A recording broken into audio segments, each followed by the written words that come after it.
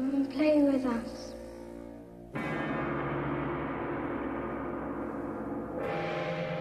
Come and play with us, Daddy. Forever and ever and ever.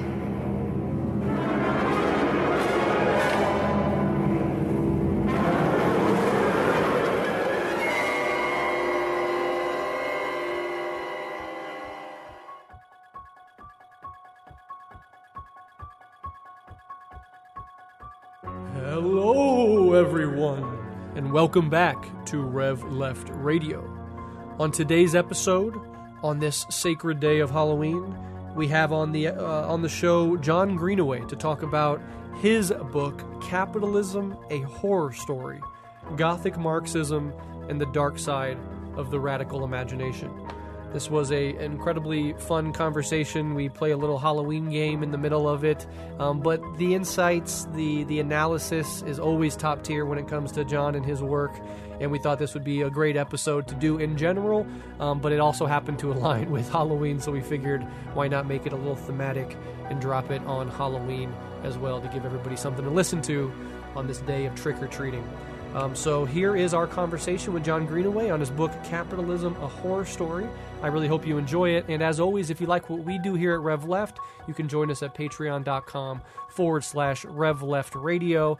And in exchange for a couple dollars a month, you get bonus episodes as well as a back catalog now of over 300 episodes that we've done since we started the Patreon many, many years ago. So thank you to everybody who supports the show. It really helps support me and producer Dave's families, and we couldn't do it without that support. All right, without further ado, here's my conversation with Jon on Capitalism, a Horror Story.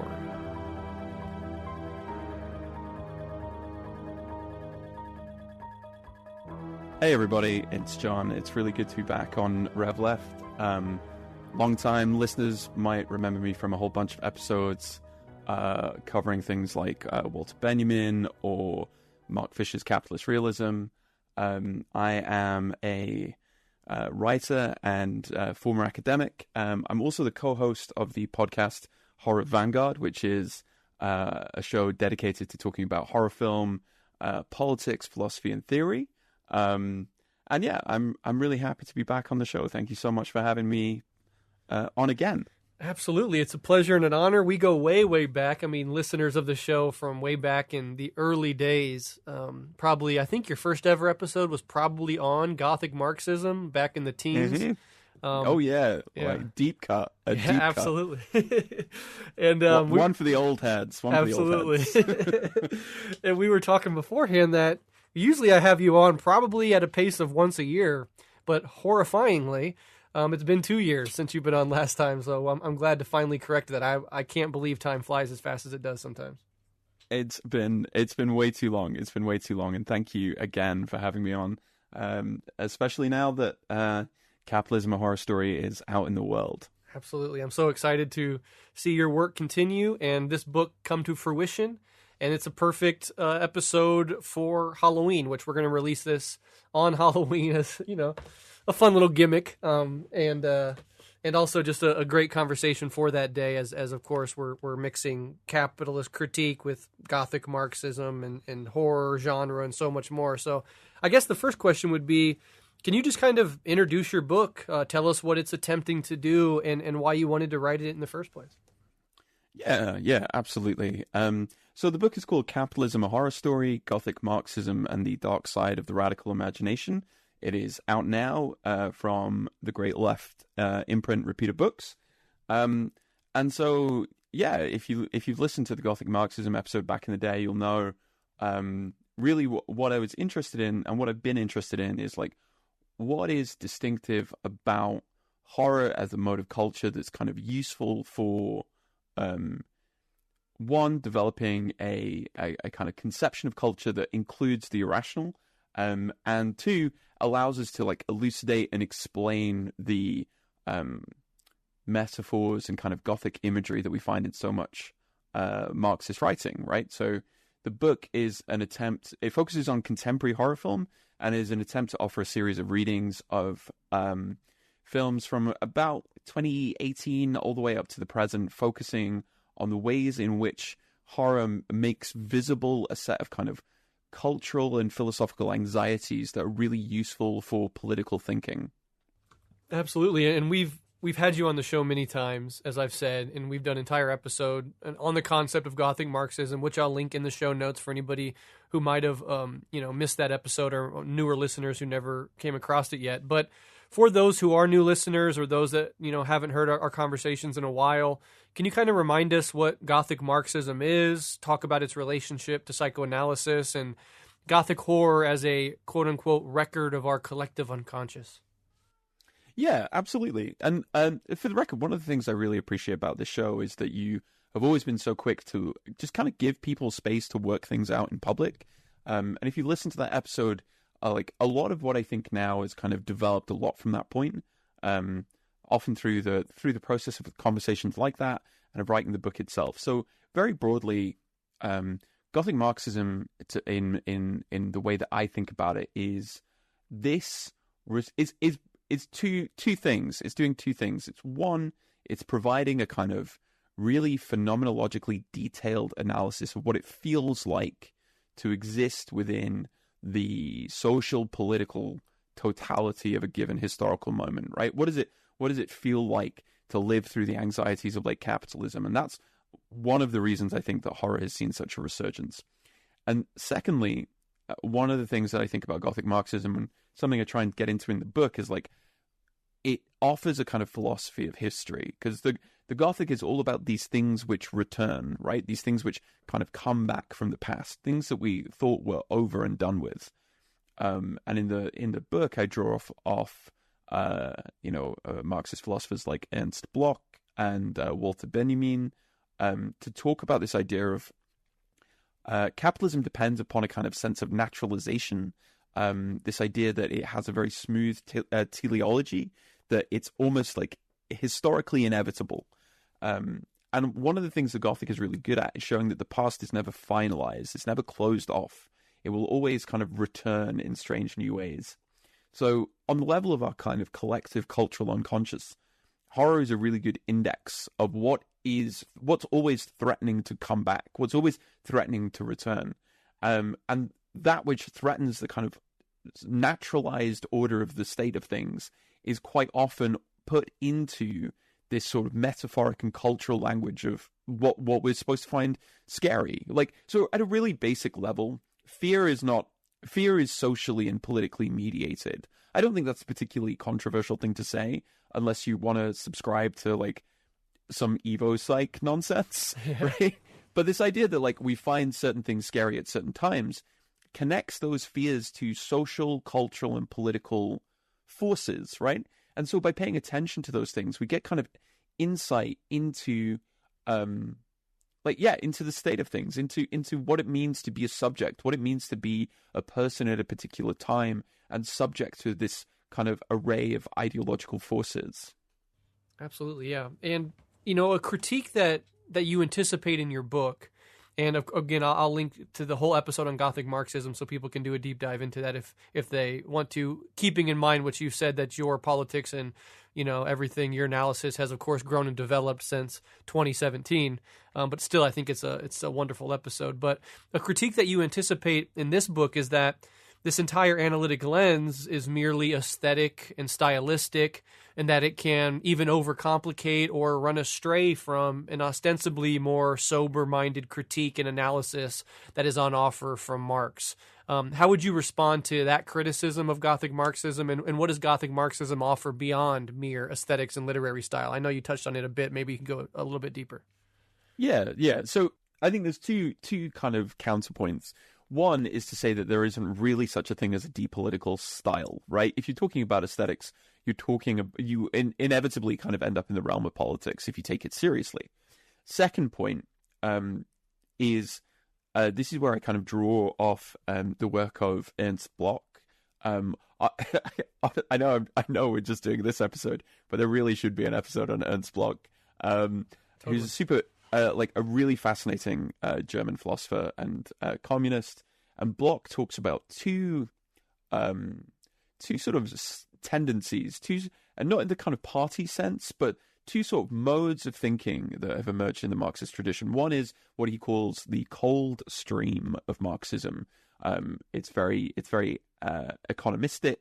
It is, the ruthless critique of all that exists. It focuses on political economy, and that's an important part of things. But Bloch also says that in the history of Marxism, there's also been what he calls the warm stream of Marxism, and as he calls it, this is the kind of like prophetic call to freedom, to the idea of human emancipation, the overcoming of alienation. It's a mode of Marxism that is written in the future tense, right? The most, I think, a really good example would be something like the Communist Manifesto, right? The Communist Manifesto is polemical, right? It's not in contrast to far more kind of like determinedly scientific Marxism, and Bloch says there isn't necessarily a contradiction between these two things, but you need to have both. It's in his absolutely kind of magisterial book, The Principle of Hope, which is this huge. It's 1,500 pages long. It's in 3 volumes in English, but it's this kind of great encyclopedia of hope as a philosophical and kind of universal constant. And Bloch says, if you just have the cold stream, right? If you just have this very serious, very kind of economistic mode of Marxism, you get, as he puts it, lost in the fog of obscurantism. And he says, if you just have the warm stream of Marxism, then you get lost in, as he calls it, Jacobinism and revenge. So he says, actually, these two things are dialectically interdependent, right? You need both of them to have a kind of complete and compelling vision of a culture, of a cultural totality, of a historical moment.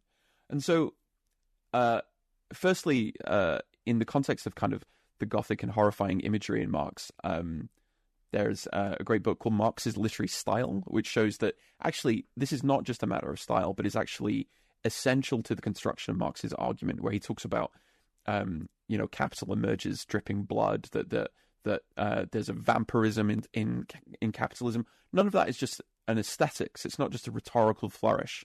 There's something like essential to his argument that rests there.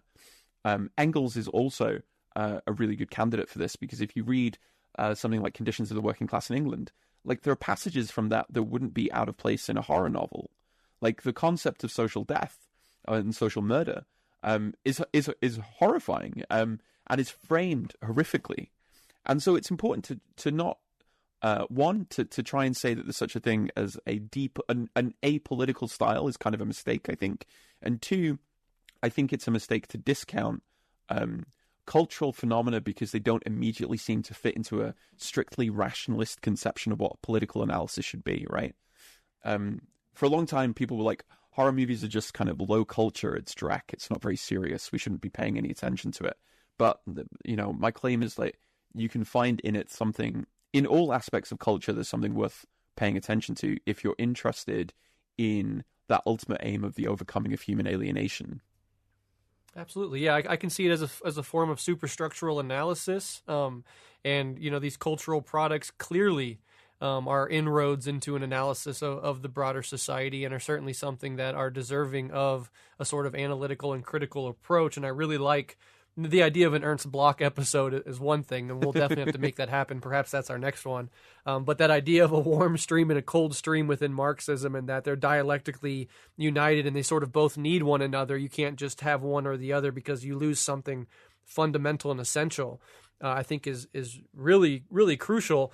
And I've always, in my work, I've always tried to keep that, that warm stream, that ultimate vision, that big beating heart at the center of Marxism alive and well, because I think it reaches people at an emotional and a moral level when you talk about things in that very human way. But there also is that really important analytic, cold, sober-minded, scientific critique that is utterly essential to Marxism as well, and they really are wonderful balances to one another. But that Gothic language within Marxism, the past weighing on the minds of the living like a nightmare, the specter that haunts, and the many examples that you gave, it really is. I don't know if it's an unconscious influence, but it's something that comes out of me when I start opening my mouth and talking about politics, maybe on Patreon when it's just me more or less ranting. That sort of language naturally comes out. And whenever I put pen to paper and try to write my thoughts, I mean, blood makes an appearance. Vampires make an appearance. Fangs and claws and, all of this dark imagery makes an appearance because when I look out at the capitalist world, when I look out at the world of class society, I see monsters. I see horror. I see bloodshed. And it's not a merely, not a merely aesthetic or stylistic choice. I think it gets at something crucially and viscerally real about life under capitalism that is essential, I think, to the critique and to the articulation of our politics and our criticism of all that exists, our criticism of the status quo. Yeah, absolutely. And I think maybe a slightly stronger claim I would make is that so Bloch was writing in the middle of the rise of fascism, right? And he talks about this in a great book called Heritage of Our Time, where he says that a kind of great mistake of the left of his day was to forsake this realm of culture and imagination, right? Because if you don't, then fascism can make its appeal based on these like imaginative spaces, right? And I think one thing that I do think is that there is such a thing as the kind of communist imagination or the socialist imagination, and I think it is in some ways like deeply atrophied. Where we sort of insist all the time that we have to be rational, we have to kind of like do the sober confrontation with what's in front of us. But actually, I want to insist that like even the stuff that we think of as just like disposable low culture is valuable for bolstering like that, exactly as you're saying, this kind of great vision of what will it mean to live a life that's free of horror. And again, this is baked into a kind of tradition of Marxist thought. Like, you said that it comes out when you talk about it, and it's like it's part of this tradition of like so many different thinkers have tried to wrestle with the fact that like we live in a life that is like both materially and also imaginatively like restricted by the alienations of capitalism. And I think if horror film and horror media is valuable in any respect, it's like it's a rupture. It's shocking. It's deliberately like viscerally, bodily affecting, and that's an opportunity, right? That's an opportunity to kind of bring something to consciousness that wasn't there before. Absolutely. Culture, I mean, one way to sum up this part of the conversation is that culture is a valid and important terrain of struggle, right? Yeah, absolutely, and it shouldn't be so. And just because it's kind of a field of low culture doesn't mean that we shouldn't be paying attention to it. In fact, maybe we should be doing that more. There's a quote that I really love, and I mentioned in the book, from Frederick Jameson, who recently passed away. And Jameson said, to maintain that everything is a figure of hope is to offer an analytical tool for detecting the presence of some utopian content, even within the most degraded and degrading cultural product.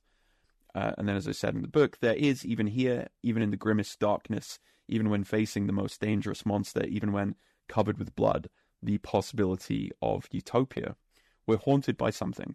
And as the Communist Manifesto pointed out, what haunts us is the historical embodiment of hope, the spectre of communism. Yeah, beautifully said. R.I.P. to one of the greats. Well, in the opening chapter, you do talk about Ernst Bloch, and I know you've said quite a bit, but perhaps there is still more to say, his Marxist philosophy as well, and what you call the quote-unquote dark way of being read. Can you walk us through kind of your major analysis and arguments in this chapter and sort of expand on what you were talking about with regards to Bloch? Yeah, so in this chapter, The Dark Way of Being Read, it is basically a kind of like fleshing out of the argument between Bloch and Georgi Lukacs. Lukacs is a Hungarian communist and philosopher, and I think arguably one of the most important Marxist writers of the 20th century. The two of them are really, really close for a very long time, and they kind of credit one another for helping them develop their ideas. Lukacs eventually kind of breaks with Bloch as he joins the Communist Party. He is involved in the revolutionary struggle in Hungary, And so they have this argument over the rise of a artistic movement in Europe called Expressionism. I won't get into all of the details, but Bloch goes, actually, this kind of new, non-realist, quite shocking form of art is really useful and important, and socialists should be paying attention to it. And Lukacs kind of defends quite, very polemically, realism. Realism, if you give up on realism, you've given up on, what, as he would put it, grasping the social and political totality. And that's the cause of their kind of break. So what I try and argue for is borrowing a phrase from Michael Levy, which is critical unrealism. And it's like, we don't have to have fidelity to this. The only useful culture is like one which is mimetically useful, as in it represents reality to us.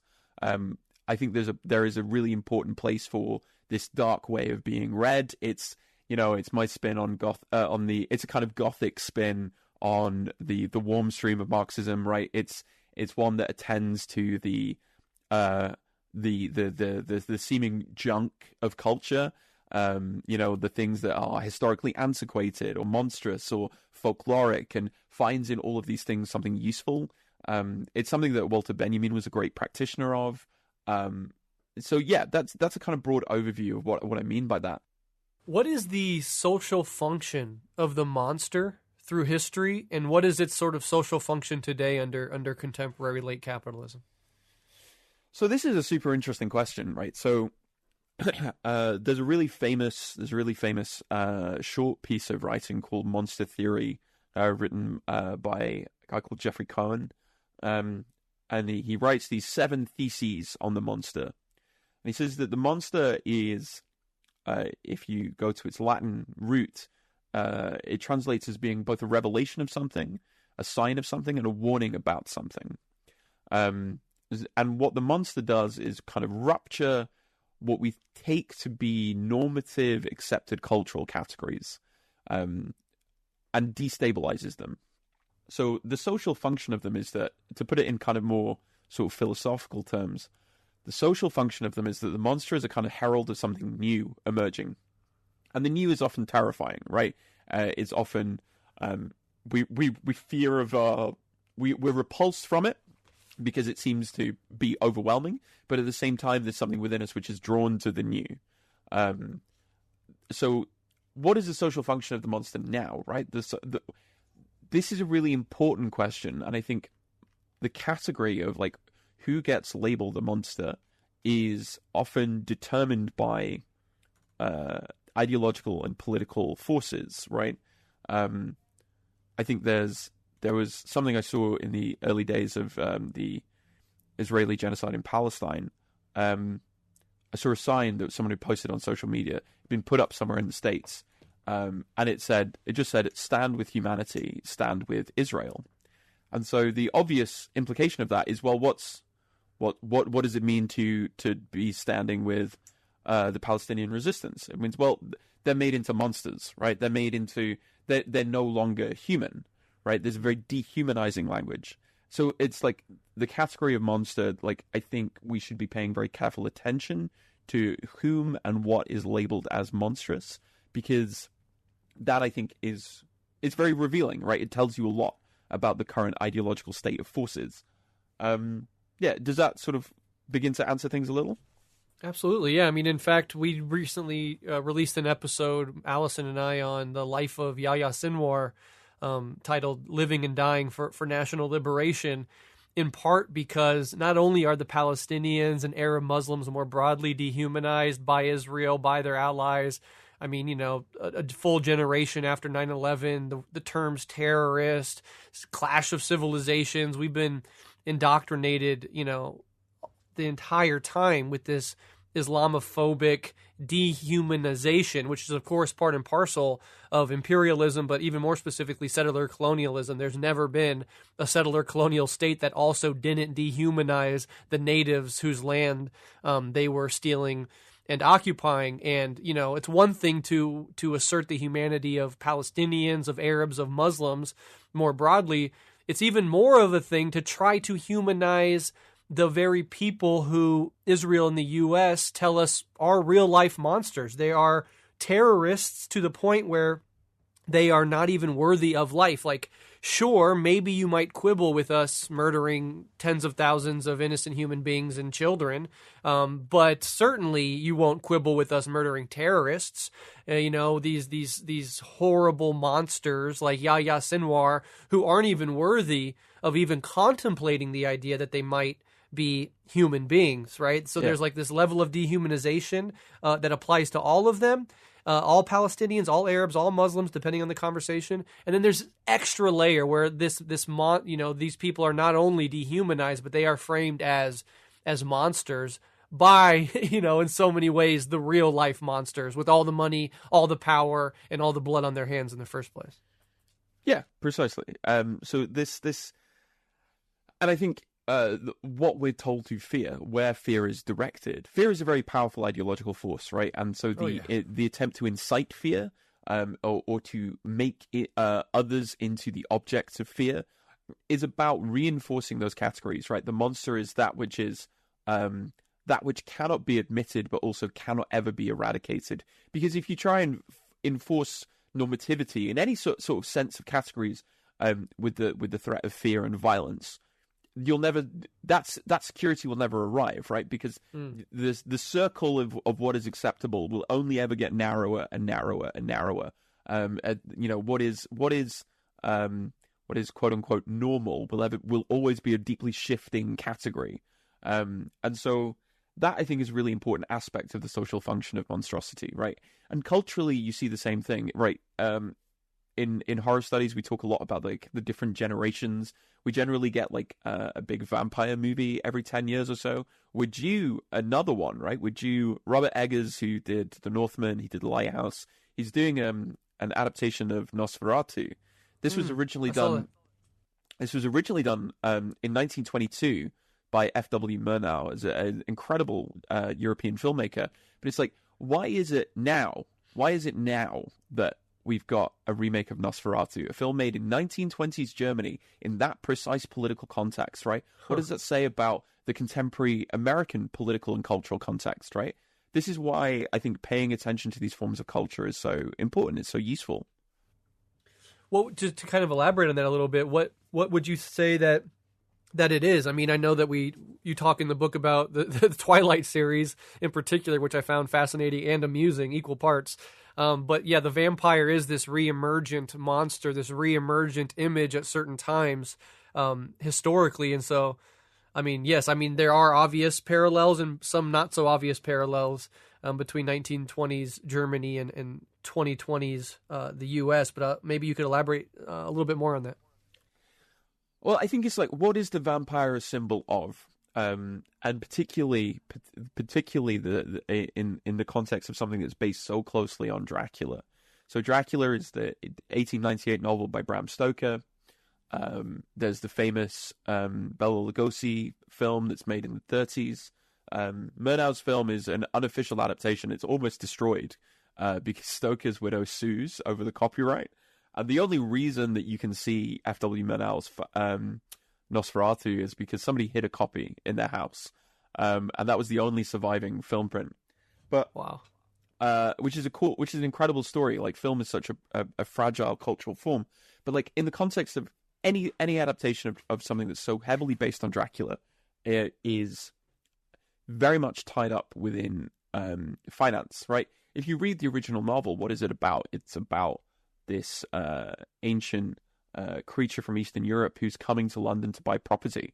And it's about the response of 19th century imperialists to defend the empire, to defend the British Empire, and to defend the women, right? The Count is seen as being this kind of like acquisitive, both financially dominative and kind of like sexually dominative figure. So there's these huge anxieties around like financial security, the perpetuation of patriarchy. And I think it's going to be really interesting to see Nosferatu when it comes out, to see what kind of anxieties is Eggers responding to. And I think it's going to be quite interesting to try and read it and to kind of assess it, to see what this film is picking up on that maybe hasn't yet kind of found full articulation, you know? Yeah, absolutely. I kind of want to read a little bit from the book itself, if you'll allow me that. Kind of on this exact topic. I don't know there's a perfect place to start, but let's just go here. Dracula is, of course, on the surface at least, an aristocrat, a holdover from an older model for arranging social and economic forces. Yet when the middle-class Jonathan Harker arrives at the castle, there are no servants, no luxuries, and the signs of the brash capital accumulation that marks the private property of the aristocracy seem not to have been impacted by the passage of time. The Count does not eat or drink, and he does not even seem to take pleasure in his violence. He is instead pure need. Furthermore, he is interested in property with, quote, plans and deeds and figures of all sorts.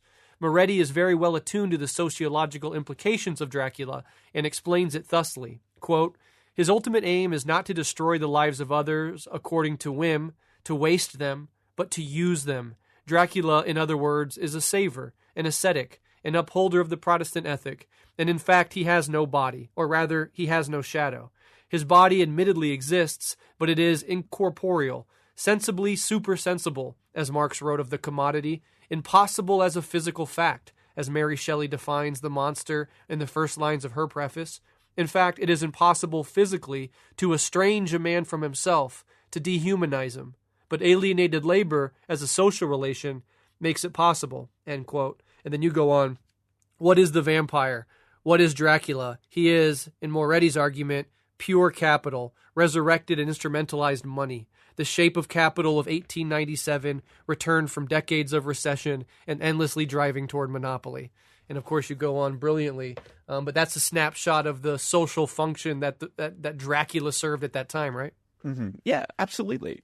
And Moretti's argument is like absolutely kind of a sort of standard one within horror studies about this this relationship between Marxism and Dracula. Now that you have learned what you have learned, it would be well for you to return to your own country. I prefer to remain and protect those whom you would destroy. You are too late. My blood now flows through her veins. She will live through the centuries to come, as I have lived. Should you escape us, Dracula, we know how to save Miss Mina's soul, if not her life. If she dies by day, but I shall see that she dies by night. And I will have Carfax Abbey torn down stone by stone, excavated a mile around. I will find your earth box and drive that stake through your heart. And yeah, in the context of Twilight, because I do talk about Twilight very briefly, right? It's the neoliberal fantasy, right? That's the contemporary updating of the vampire as pure need, as being a saver, as being an accumulator, and it's about this fantasy of like you get to live forever, but living only off like your investments, because your investments you've saved so much. So yeah, this is absolutely a kind of strand that runs through the vampire. Yeah, interesting stuff. Well, let's move on. In chapter 4, and allow me a little indulgence with the length of this question, but it sparked something in me. In chapter 4, you talk about body horror and our post-COVID world. This chapter resonates with me on many levels, one of which is just, maybe this is too personal, but just interestingly perhaps, my long-standing struggle with obsessive-compulsive disorder, which has manifested predominantly through the body as the major site of my anxiety, from contamination OCD as a child to bodily or somatic OCD, which I struggle with today, mixed deeply with health anxiety and hypochondria, which have always haunted me. The post-COVID age of viral infection, microplastics, poison in our food, etc., have really exacerbated my desperate and neurotic need for control over and certainty about my body, especially in a world where I have no control or certainty around virtually anything outside of my body. And OCD and anxiety, of course, always orbits around the need for control and certainty. This is a bit off the point, of course, of your chapter, but it relates to it perhaps in certain ways. Feel free to take this question in any direction you want, but please walk us through some of your thoughts in this chapter and the cultural products that you use to highlight your analysis. Yeah, and I think this is such an important question. I think it's probably a question that so many of us feel and that resonate with everything you just said. So basically, what I try and do is think about body horror. And this is it's heavily indebted to the work of someone I quote in the book, Xavier Aldana Reyes, and it's also heavily influenced by the films of David Cronenberg.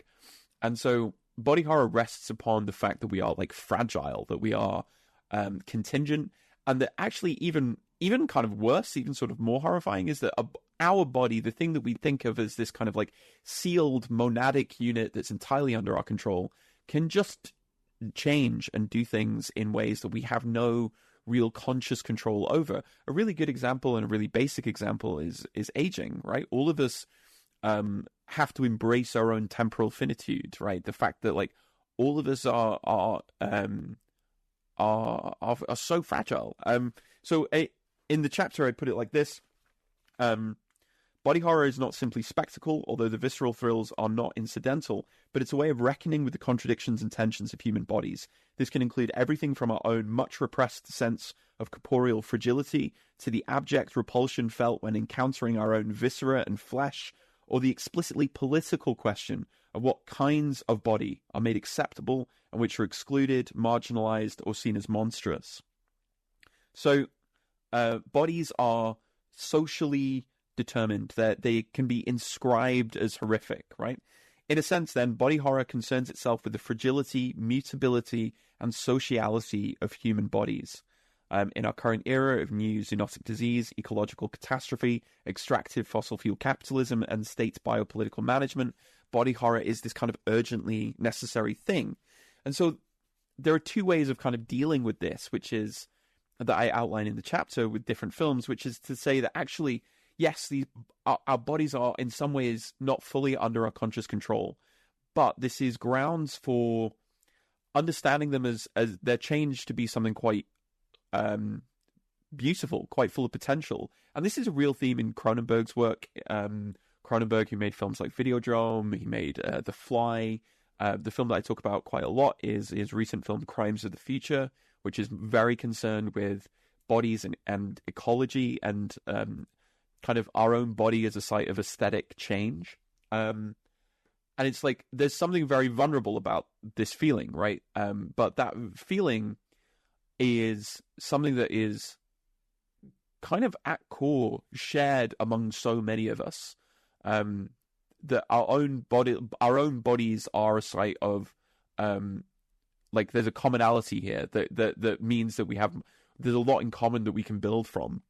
Or you can go, actually, this fear that it inspires is the ground of violence, right? If my body is not under my control, then the aim has to be to inscribe and enforce violence on the other. And there's a very violent kind of nasty misanthropic horror movie I talk about in the chapter, which is exactly about that. If our body's not under our control, there's no real accountability. I can do whatever I want because you are no longer really a person. You're just kind of meat that I can destroy if I want to. So those are the kind of two choices when it comes to, or two of the choices that body horror presents us with, right? Do we accept our mutability? Do we accept our changeability? And do we accept that as a kind of like common shared condition? Or do we see it as something that is repulsive and frightening, and then seek to like use violence to sort of impose a false security of the body? So I think that's maybe what I would say in response to, and like I resonate exactly with what you've said, right? These feelings of like, we're told that at core we are individuals, but actually we are kind of entangled with one another, and this is why body horror kind of started in the 80s during the high point of the AIDS pandemic in the first waves of AIDS cases in the US, where it's like actually what bodies do and the kind of things that bodies kind of reveal to us about ourselves and about others. There is a kind of very important, these important political questions of sexuality and gender that have to be brought into this as well. Yeah, that feels like a very long response, but does that sort of make sense? No, yeah. I mean, if anything, it also sparks a bunch of thoughts myself. There's so many different strains in our current politic that, you know, you might not think of as directly relating to this, but really do. There is this, of course, you know, fascist obsession with the body, with policing other people's bodies, etc. There's this strain of transhumanism amongst certain people, Silicon Valley types that are seeking to transcend the body, you know, through the technological progress. There is what does this say here? I have a note here. I can't fucking read it. Oh, the living longer people, right? There's this sort of low level obsession with longevity, and a few figures, like I believe his name is Brian Johnson, who is running this experiment on himself where he's trying to use every mechanism and technological advance that he can to prevent his own body from aging, right? This refusal to accept the fact that we are ultimately fragile, contingent, ever morphing bodies that will one day, you know, die and decay away, especially in a society that hyperfixates on youth, on beauty, and the thing lurking underneath all of that, which is productivity.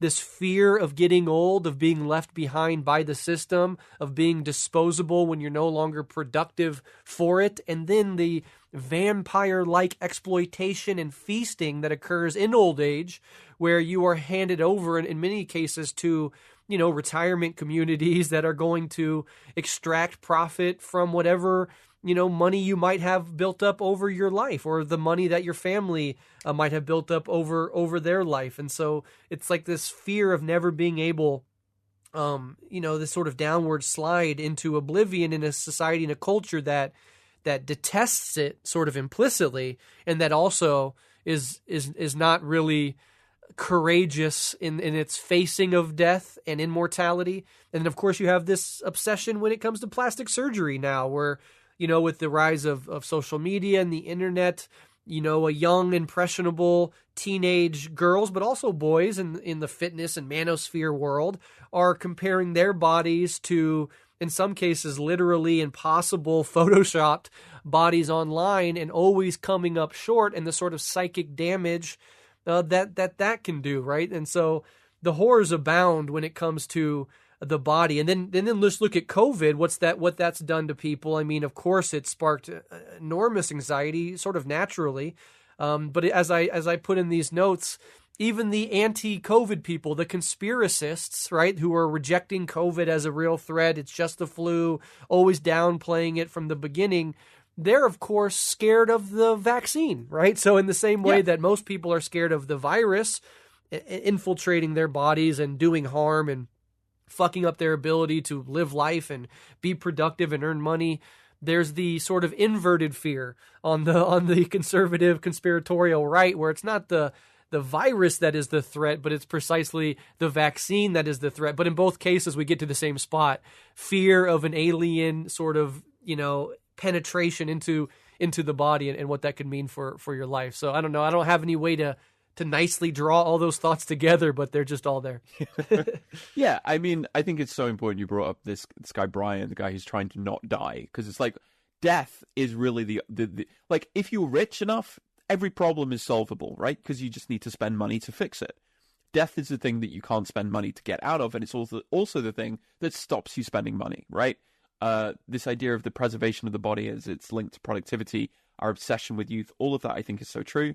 And it's like, if you accept, you know, something like watching Crimes of the Future is a really interesting experience, because if you accept the kind of possibilities of change, our own shared vulnerability, our own shared finitude, our own shared contingency, like there is a sort of like radical sort of vulnerability that forces on you, and it's I don't want to say too strongly that like there's something of a kind of politics implicit to it, because it isn't necessarily, because it can easily, as you pointed out, regress into that reactionary like fear of the other. But it's like there's something there, like where you know, I talk about a film called The Beach House, in the chapter, and it ends with a character saying, "Don't be afraid," right? And it's said straight down the camera. And the kind of obvious question is this character talking to themselves, or are they talking to us? And I think obviously it's both. It's both of these things, and it's a really good. I think that's maybe the kind of final thing I would say about the body horror chapter. Yeah. It's a fascinating chapter. I really encourage people to get the book and go through it themselves. Of course, there's so much that we're not going to be able to fully touch on in an interview. But the last thing I just wanted to say about the Brian Johnson type figures, and he's just a sort of stand-in for a broader movement of people who are obsessed with longevity, anti-aging, etc. There's something very ironic in spending huge portions of your life trying to avoid death, to prolong a life in which you continually try to avoid death, right? It's almost as if you're not even living, because you're just you're so obsessed about the continuation of life as such, you kind of forget to live. Like if all day long you're like, I have to do this ointment, and I have to, put that facial thing on my face, and I have to eat these supplements, and my cook who I can afford to pay, my personal chef has to cook the food with this exact macronutrient profile. And then it's like, what is life at that point? So like in some sense you're already dead. Yeah, is this living, or is this just kind of like managed stasis? Exactly. The people that want to live forever, don't seem to know how to live at all. Yeah. All right. Well, let's go ahead and move on. So this is really interesting to me, and certainly the Purge series is a film that I always thought was, dripping with political content. And in chapter 7, titled "Crises of Liberalism and Necro-Neoliberalism," you analyzed two very popular film franchises, Saw and Purge, the Purge franchises, as a lens through which to examine modern American society. Can you talk about these films and kind of explicate what they reveal about our contemporary political landscape?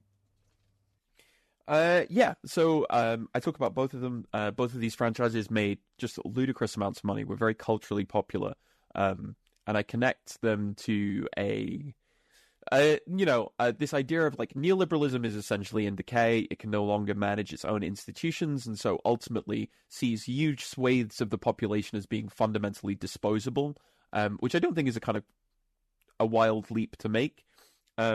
Saw is essentially about that disposability on the level of flesh, right? What are you prepared to give up to keep living? It's a very strange series. If people have never watched any of them, a lot of them are not very good, and it's a kind of like on Horror Vanguard we've talked about it as kind of like a new metal soap opera. Very there's like real melodrama to it, but if you kind of push past a lot of that, there is this everyone is disposable in these films. There really doesn't seem to be any kind of like just ordinary people. What you have are basically people who are criminalized.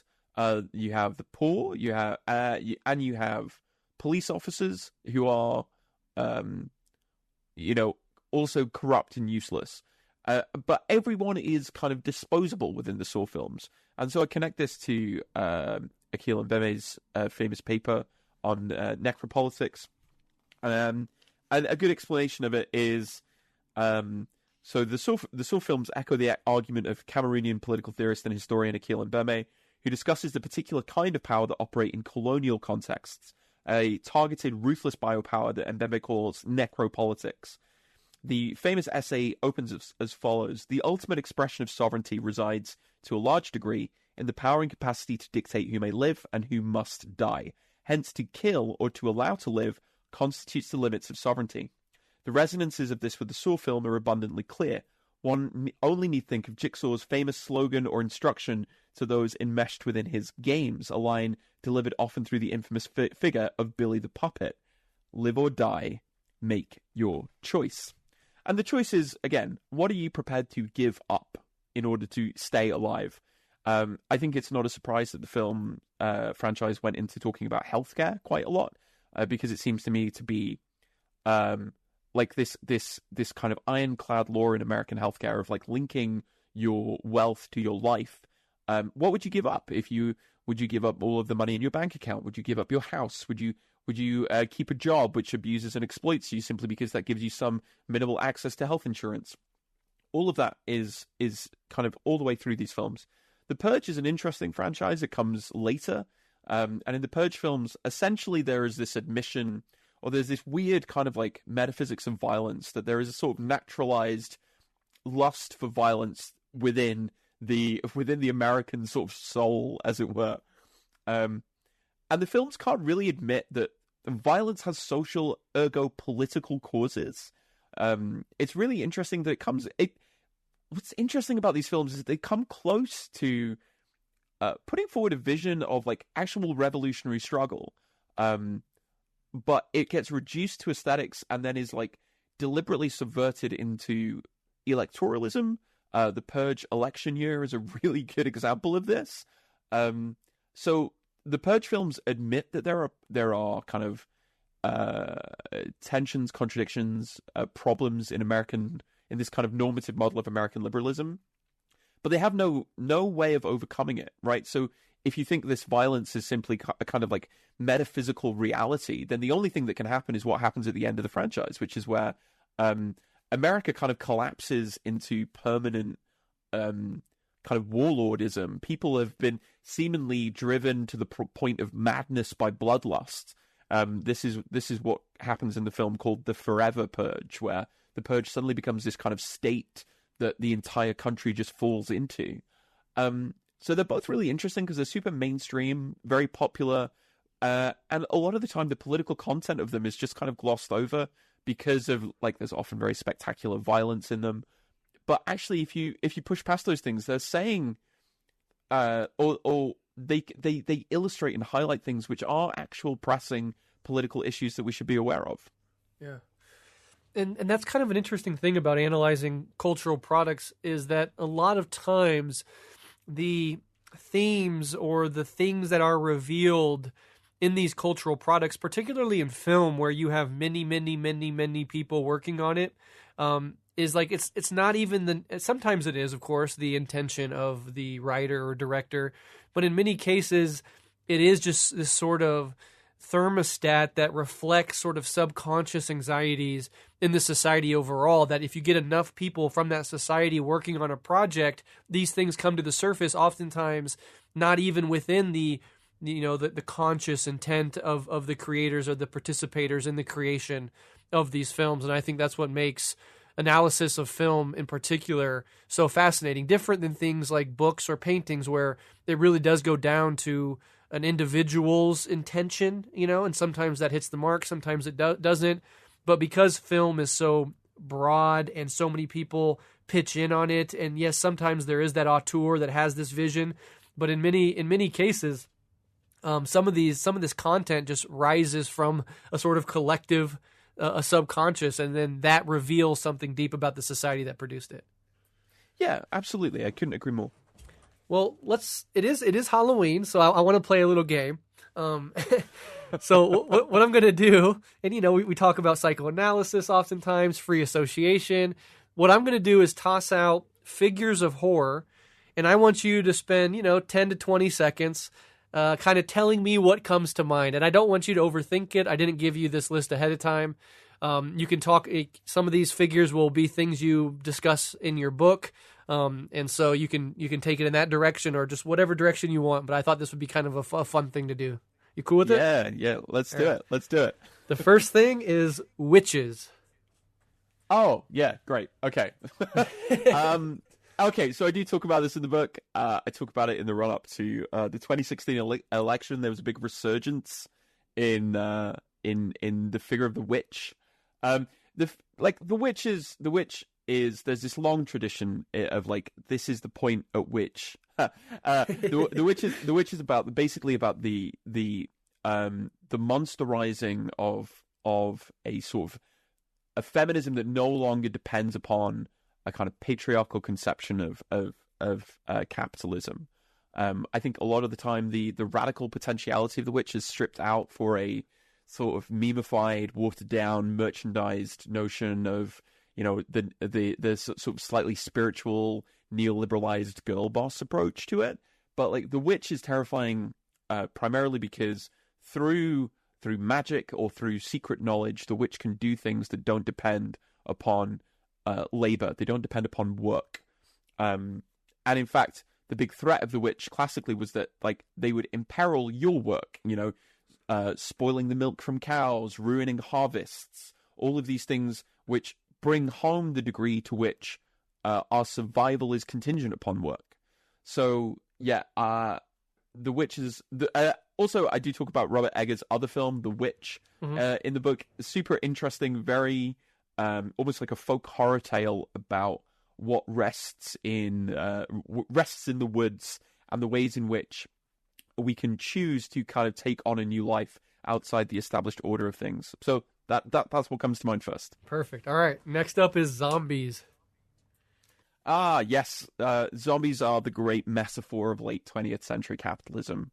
You've got Romero's rightly famous zombie movies from the 70s. I think it's Dawn of the Dead, which is set in a shopping mall full of corpses wandering around. What came into my mind is The Walking Dead, really famous comic series, which then adapted into a TV show. And there's something kind of quite grimly nihilistic and sort of very... I'm not a huge fan because it makes explicit something that was always implicit, that we are the zombies that it makes it are us, right? We are already the Walking Dead. But that's quite an annihilationist way of thinking about it. And it's a way of excusing violence to others, right? If we're only putting off the inevitable, then our violence is kind of completely excusable. Romero's zombies are interesting because they develop their own kind of consciousness as the films progress. And it's like this is the default state of this, the subject under late 20th century capitalism, right? Pacified, shambling around, not really awake. And so the dream is either, is there a new kind of consciousness that emerges from that, or do you have to try and survive, which excuses all of your sort of like violence towards the stranger that you can dish out. It's not a surprise we've not seen a really big zombie movie for a while, I think. And I think it's really interesting.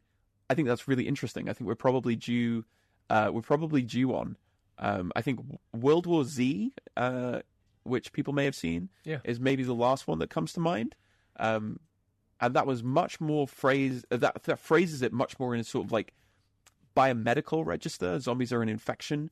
Oh, I just remembered Danny Boyle's. There was 28 Days Later. There was the sequel 28 Weeks Later. There is the 28 Years Later, which is coming back. Yeah, so you lots of thoughts sparked. So I think we'll stop there. Yeah, that'll be fascinating. I'm excited for that. So the next one up is Aliens. I mean, the alien is always the outside, right? The alien is always the thing that comes from the cold, dark void above us. And that's phrased, that's kind of presented to us as either something that is like liberating. There's an old Spielberg movie called Close Encounters of the Third Kind, or even like something like E.T., where there's something kind of magical about it, and it opens existence to being something bigger and stranger, or it's annihilation, it's death, often very violent death.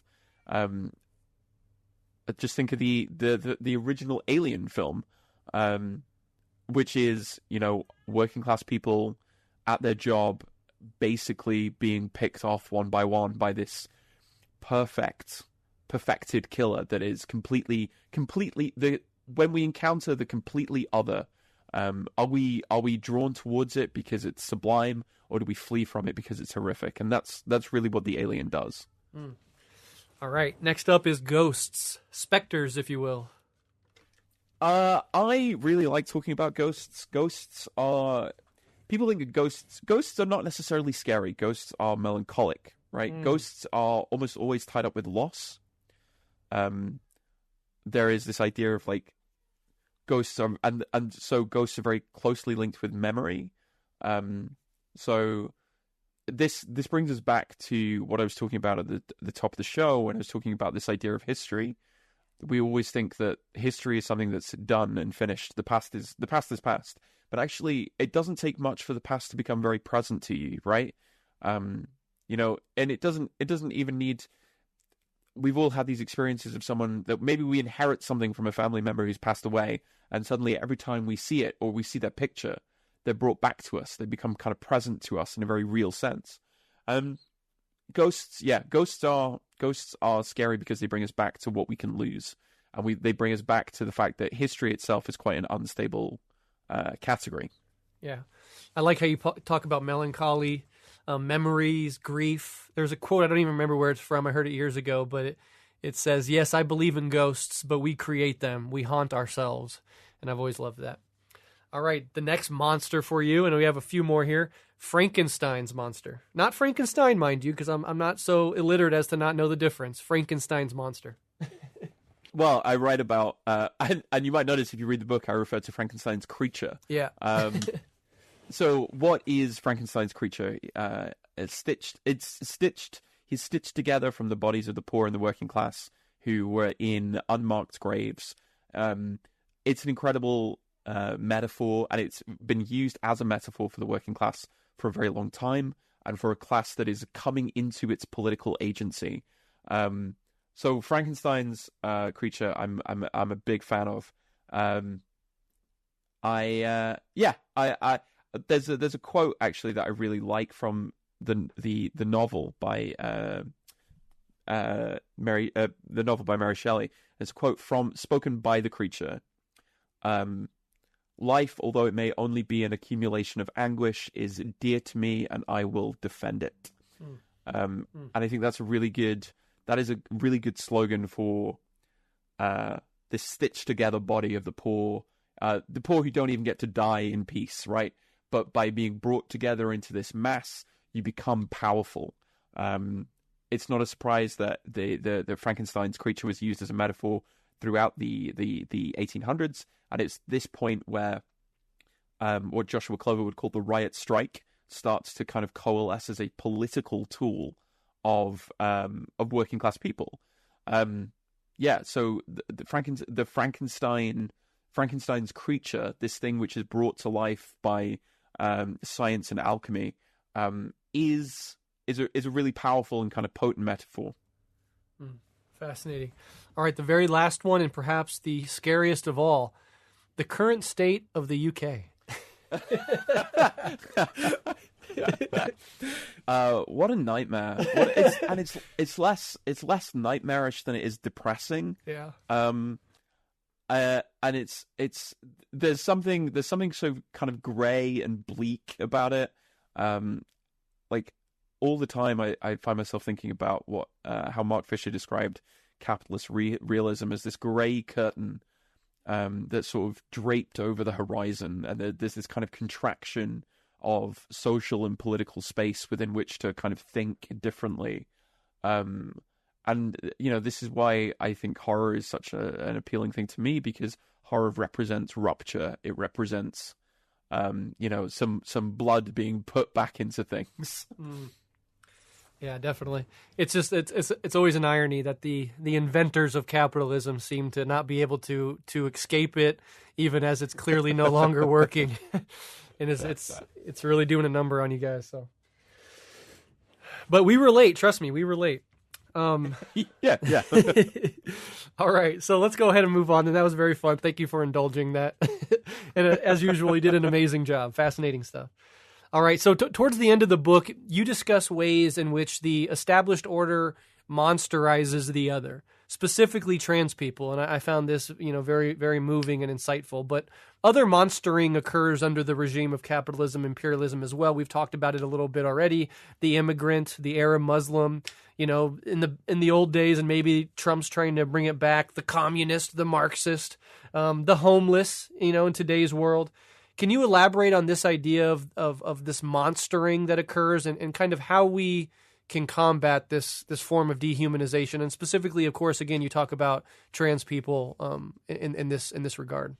Yeah, so I talk about two really great horror novels. One is Tell Me I'm Worthless by Alison Rumfitt. The other is called Manhunt by Gretchen Falcon Martin, both trans writers. And so the kind of point that I was trying to get at with the kind of conclusion is well, I put it in the book like this. And Judith Butler, among many others, has made explicit the links between attacks on so-called gender ideology and a deeper, more widespread reactionary turn in politics. Transphobia, then, is a symptom of a wider fascist backlash. We have to pay attention to it because the category of monster is mobile. Where one monster is found, this new reactionary fascist politics will quickly find others. And this is, I think, is true, borne out in precisely what you're saying. That like it never stops at just one, right? You never find one acceptable target, and if you're willing to kind of leave one group there in order to let them be monstered by this great apparatus of politics, then others are swiftly going to follow, right? So you have to insist upon kind of taking this on head on, and yeah, I think it's a very burning problem particularly in British media discourse. Like what's so like unbelievable to me is I have so many American friends who tell me that like British media is awful, and it's like these are Americans telling me this. You know it's bad. You know it's bad. You know it's bad if the British media is so virulently transphobic that even Americans are looking at it and going, "Hang on, what?" And this is a continuation of the British media's homophobia, a generation back, and I want to shout out Sophie Lewis, particularly, who's done excellent work on tracing the kind of the rise of Turf Island, as we might call it. So yeah, the point is not to say that the transphobia is a kind of unique case, but actually to say that this is a sign of something far wider and deeper that's finding its articulation in this particular cultural fashion. So, both of the books I think are fantastic and really, really can't recommend them enough. They're both very different in how they approach the kind of question. And I think Tell Me I'm Worthless is a really good example of exploring the fact that there is this sort of incipient fascism that will pick a target, but really it isn't about the target, right? It's about this wider kind of miasma almost of fascism that you've kind of been breathing in. And this, I think, is entirely in line with things like Deleuze and Guattari. The problem that what did Foucault say about anti-Oedipus? It was the guide to anti-fascist living, because the true fascist danger is like the fascist within your own head. And I think trying to draw attention to the way that horror is dealing with it is an attempt to kind of like further that and go, actually, who else is in danger of being targeted? What modes and nexuses of solidarity might there be? And how am I as also implicated in this? What have I internalized? So yeah, that's why I decided to focus on it in this way. Yeah, and of course, as you were mentioning, this fascist politics that is built on exclusion, where the fascist doesn't know themselves except in relation to who they hate. That can't go away. There has to be the other that can be monsterized, that can be dehumanized. And so you're constantly flitting through, more others, creating and uplifting more others so you can feel sort of defined in a sense. And that goes back to the fear as being core to reactionary politics in a lot of ways. And yeah, I find it, brutalizing and also I think it's informative for us that our politics is built not on exclusion, not on otherizing, on solidarity, on bringing people together across differences to fight for a better world for all of us.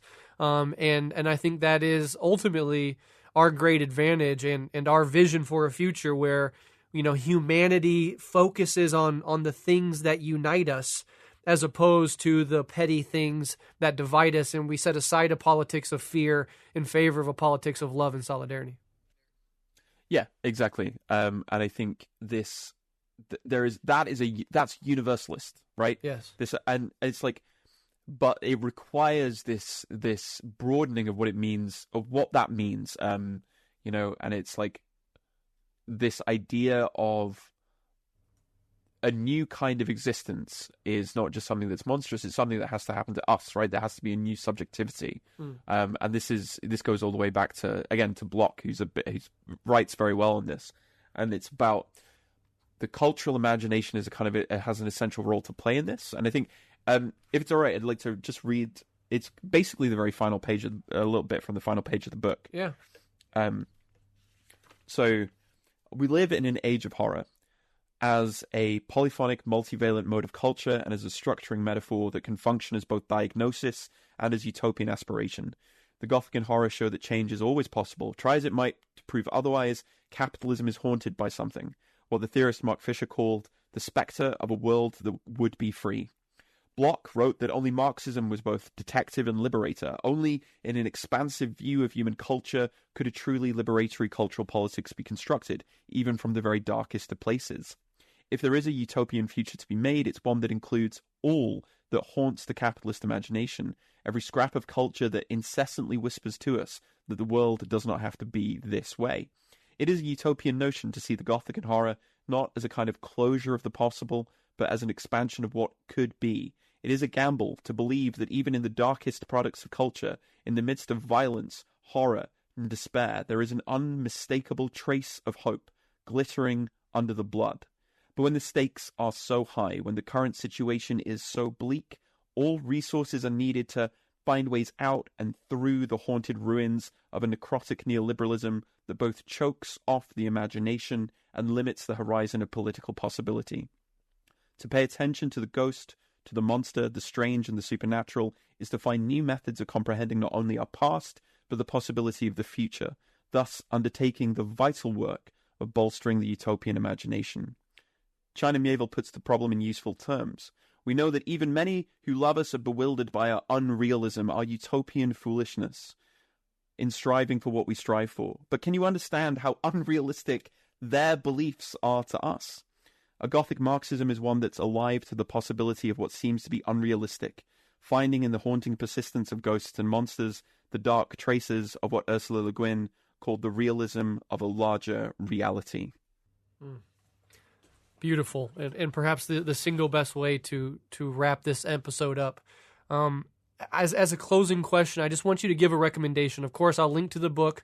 I'll link to your socials and everything so people can find you, follow up on your work, check out your other work, our previous episodes, etc. But if you had to recommend one film and or one book to the audience, maybe one that you talk about in your book or maybe just one that you're interested in beyond that, kind of keeping with the theme of this discussion and the horror genre broadly conceived, what would you recommend? There's one that I talk about in the book. It's called The Platform. It's a Spanish language film. It'll be on streaming services somewhere. And it's really good. It's really exciting. It's a really good horror movie. I won't get too much into the concept of it, but I will say I think it's a really good model of what does revolutionary struggle mean sometimes. And it has really it's really good. It's about it's okay. I will explain a little bit. It's about it's set in a tower where people are kept on different floors, and every day food arrives from the very top of the tower, going all the way down to the bottom. And if you're near the top of the tower, you have plenty to eat. If you're near the bottom of the tower, you starve to death. And it's like, how do you change a system like that? How do you deal with the way that it makes natural that which is constructed? In terms of a book, I would recommend, if you have a fondness for kind of the gory, more spectacular kinds of horror, there's a really great book by kind of friend and comrade of mine called Mark Steven. It's called Splatter Capital, on the political economy of gore films. It's really fun. It's really exciting. It's very short, and it will introduce you to a whole bunch of really amazing kind of vintage gore films and new ways of understanding that this isn't just about spectacular violence. It's making really strong, salient political points. And then finally, my final recommendation would be definitely come and listen to Horror Vanguard. We've done hundreds of episodes now covering every kind of horror movie. As we like to say, every film is a horror film if you're willing to look at it the right way. But yeah, those would be my 3 recommendations for a very happy Halloween for everybody. Hell yeah, perfect. My recommendation would be Capitalism, a horror story. Gothic Marxism and the Dark Side of the Radical Imagination by the one and only Jon Greenaway. And as Gramsci once famously said, the old world is dying, the new world struggles to be born. Now is the time of monsters. Happy Halloween, everybody.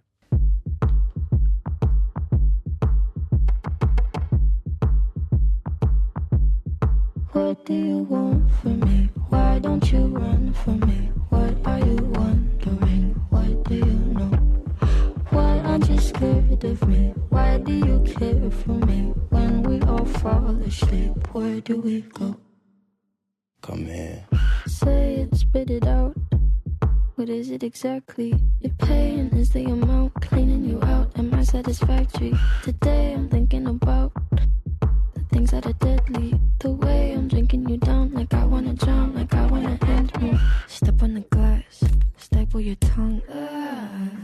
Bury a friend, try to wake up. Cannibal class, killing the sun. Bury a friend, I wanna end me.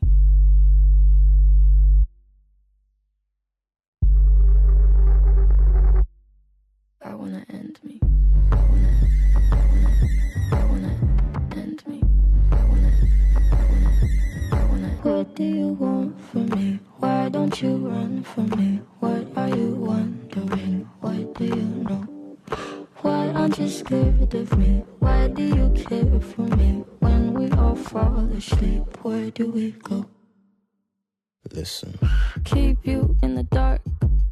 What had you expected? Me to make you my art and make you a star and get you connected. I'll meet you in the park. I'll be calm and collected. But we knew right from the start that you'd fall apart, cause I'm too expensive. Your talk would be something that shouldn't be said out loud. Honestly, I thought that I would be dead by now. Calling security, keeping my head held down. Bury the hatchet or bury your friend right now.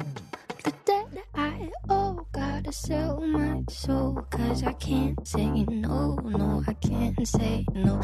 Then my limbs are frozen, my eyes won't close, and I can't say no, I can't say no. Careful. Step on the glass, staple your tongue. Bury a friend, try to wake up. Cannibal class, killing the sun. Bury a friend, I wanna end me.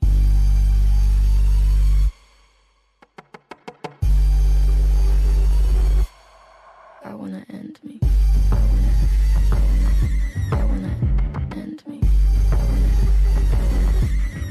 What do you want from me? Why don't you run from me? What are you wondering? What do you know? Why aren't you scared of me? Why do you care for me? When we all fall asleep, where do we go?